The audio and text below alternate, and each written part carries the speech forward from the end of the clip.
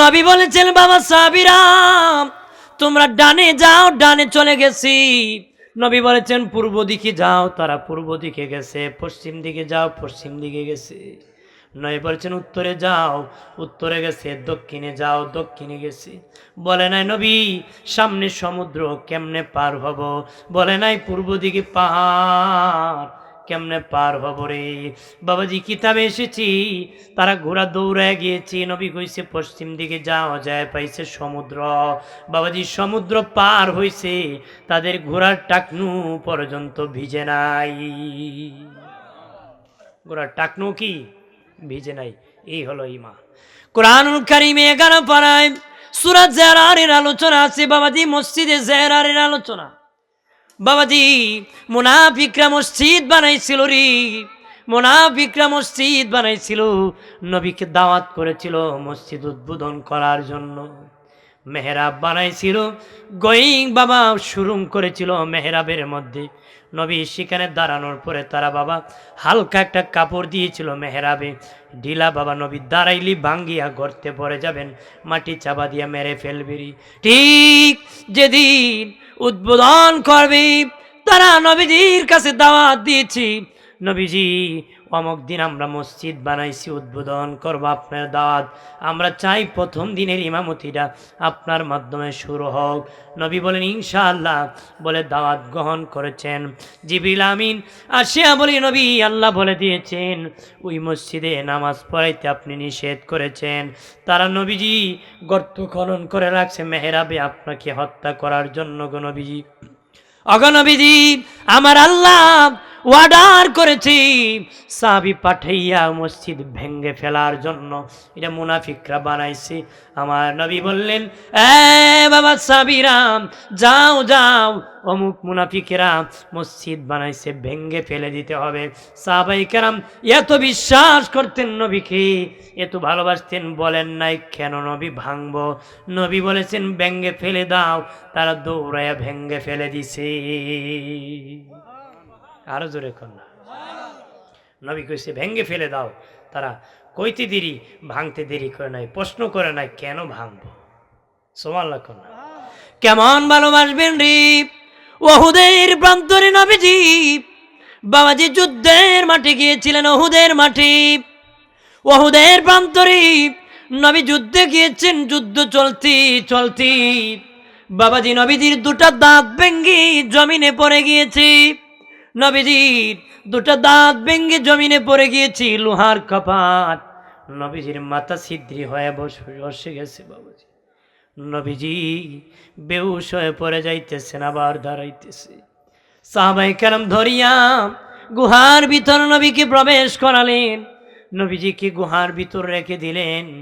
বাবাজি উহুদের মাঠে প্রচার হয়ে গেল, নবীজি শহীদ হয়ে গেছেন। বাবাজি শয়তান প্রচার করে দিয়েছে, মতান্তরে মুনাফিকরা প্রচার করেছে যে নবী নাকি শহীদ হয়ে গেছেন।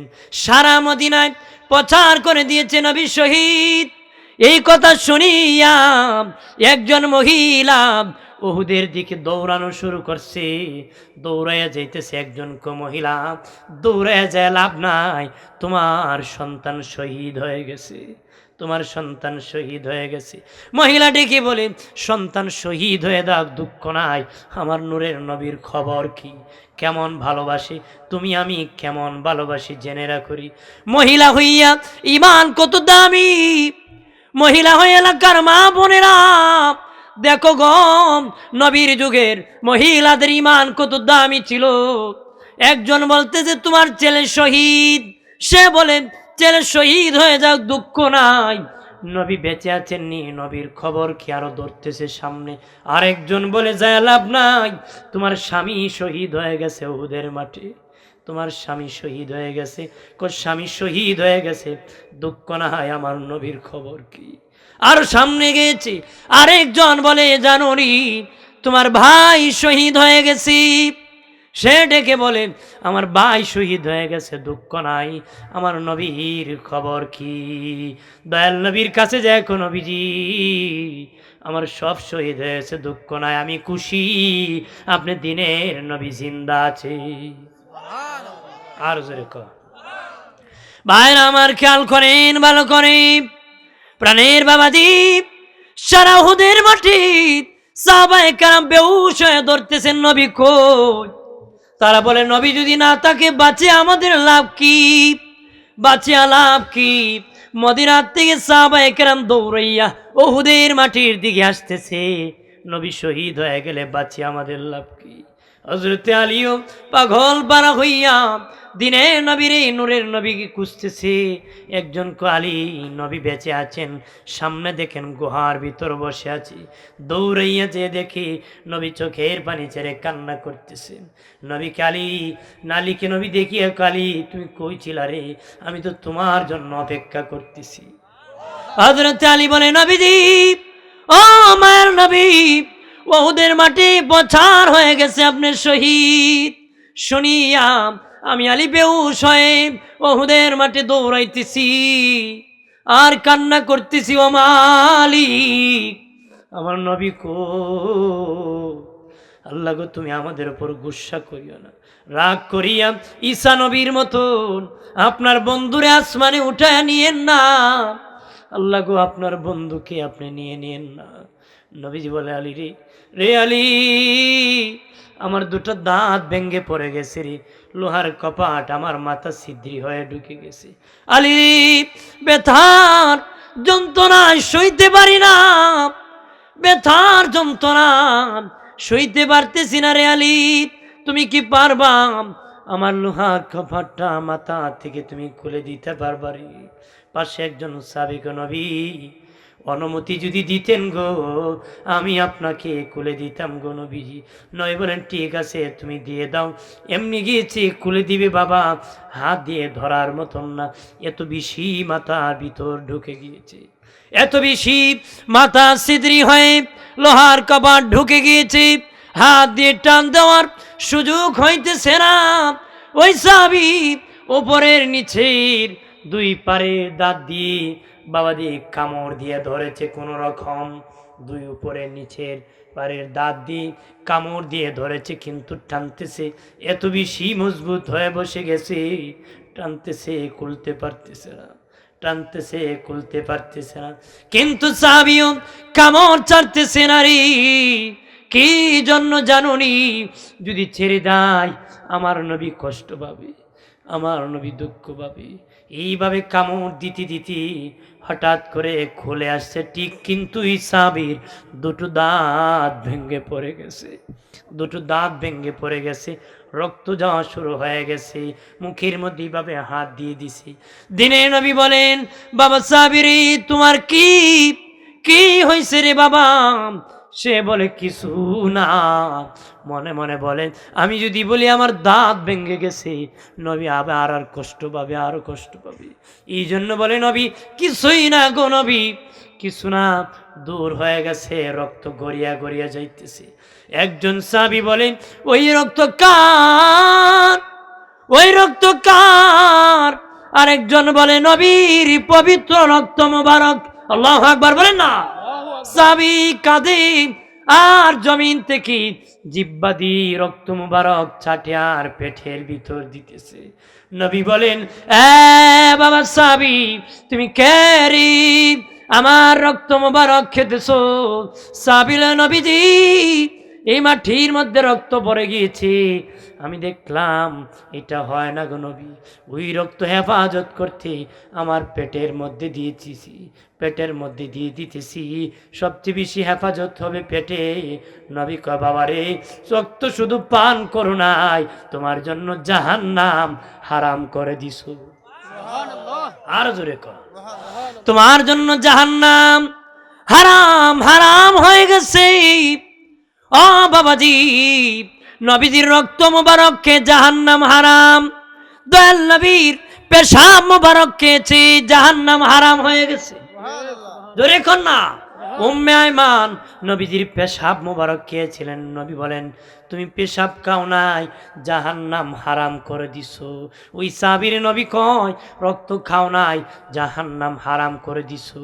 নবী জিহাদের মাটি, ওহুদের মাটি, যুদ্ধ যখন সমাপ্তি হয়ে গেছে, আল্লাহ নবী বলেন এ সাহাবীরা, জিহাদ সমাপ্তি হয়ে গেছে, যুদ্ধ বন্ধ হয়ে গেছে। আমার আদরের যত সাহাবীরা শহীদ হয়ে গেছে তাদেরকে খুঁজে খুঁজে বের করে বিনা গোসলে তাদেরকে কবর দিয়ে দাও। এইভাবে কবর দিতেছে। ওই সময় একজন মহিলা আওলা বেশে, পাগল নির্বেশে উহুদের মাঠে হাজির হয়ে গেছে।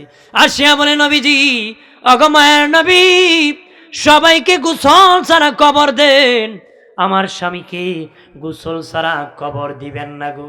নবী বলেন, মা তোমার কি নাম, কি পরিচয়, কই বাড়ি, কার বিবি তুমি হও গো? ডেকে বলে, নবীজি আমি হলাম আপনার আদরের সাহাবী হযরত হানজালার স্ত্রী। মদিনায় খবর হয়ে গেল আপনি শহীদ হয়ে গেছে। আমার স্বামী ফরজ গোসল করার জন্য কুয়ার পাড়ে গিয়েছি, কে জানে মদিনায় মাইকিং করে দিল, এলান করে দিল আপনি শহীদ। আমার কাছে আসিয়া বলে, এই স্ত্রী কই, তোর বাড়ি কই, তাড়াতাড়ি দের স্ত্রী। আমি বললাম, তোর বাড়ি দিয়ে কি করবেন, আপনি তো নাপাক, গোসল করেন নাই। হযরত হানজালা কো, বিবি কার জন্য গোসল করব, কার জন্য বেঁচে থাকবো, কার জন্য গোসল করবো রে বিবি? নবী উহুদে শহীদ, বিদায় দে, দেখা হবে কিয়ামতের মাঠে। আরো জোরে কর। অগদিনে নবী আমার স্বামী কয়, বিবি রে, এ বিবি বিদায় দে, দেখা হবে হাসরের মাটি। আমি কার জন্য বেঁচে থাকবো রে বিবি? নবীজি দৌড়ায় উহুদের মাঠে আসে, আমার স্বামী শহীদ হয়ে গেছে। আমার স্বামী না পাক, গোসল ছাড়া কবর দিবেন না।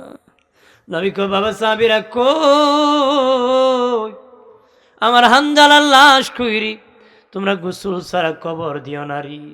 জিবরিল আমিন আসিয়া কয়, নবীজি হানজালার গোসল দুনিয়ায় হবে না, আমার আল্লাহ আসমানে গোসল দিতেছে। হানজালার ফিরিস্তারা গোসল দিতেছে, আর আমার আল্লাহ তাকায় তাকায় দেখতেছে। দুনিয়ার সাধারণ পানি দিয়ে গোসল হবে না, জান্নাতের বরকতি পানি দিয়ে হানজালার গোসল হয়ে গেছে।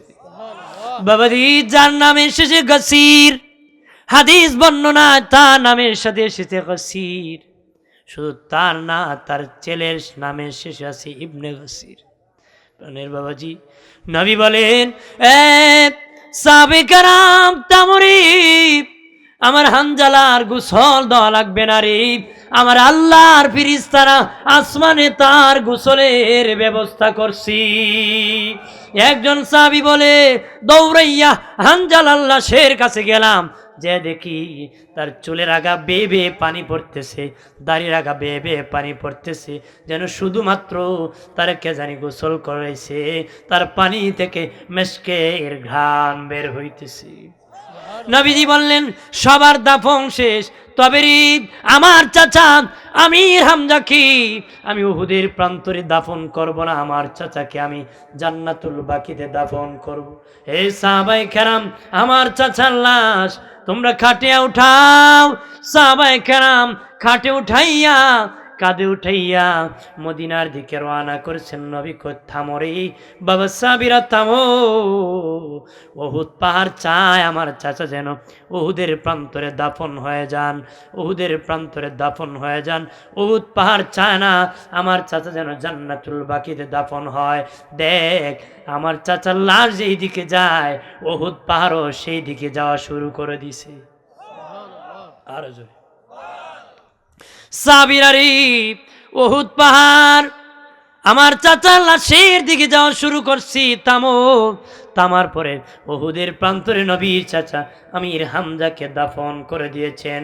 নবীকে উহুদ আমারে ভালোবাসে, আমি উহুদকে ভালোবাসি। নবীকে উহুদ ভালোবাসার কারণে ওই উহুদ পাহাড় নবীর সাথে জান্নাতে থাকবে রে। যেই পাহাড়ের জন্য জান্নাত বানায় নাই, নবীর ভালোবাসায় জান্নাতে যাবে। আর আমাদের জন্য জান্নাত বানাইছে, আমরা নবীরে ভালোবাসলে 100% জান্নাতে যাব। সুবহানাল্লাহ। ঠিক কিনা বলে? তাহলে জীবনটা এইভাবে দিব, মরণের ওই ভয় করব না যেই ভয় করলে ইসলাম থেকে বিচ্ছিন্ন হব। কতক্ষণ ঠিক কিনা? ওই ভয় করব যেই ভয় করলে পাপ থেকে বাঁচা যাবে। পাপ থেকে কি বাঁচা যাবে? আসেন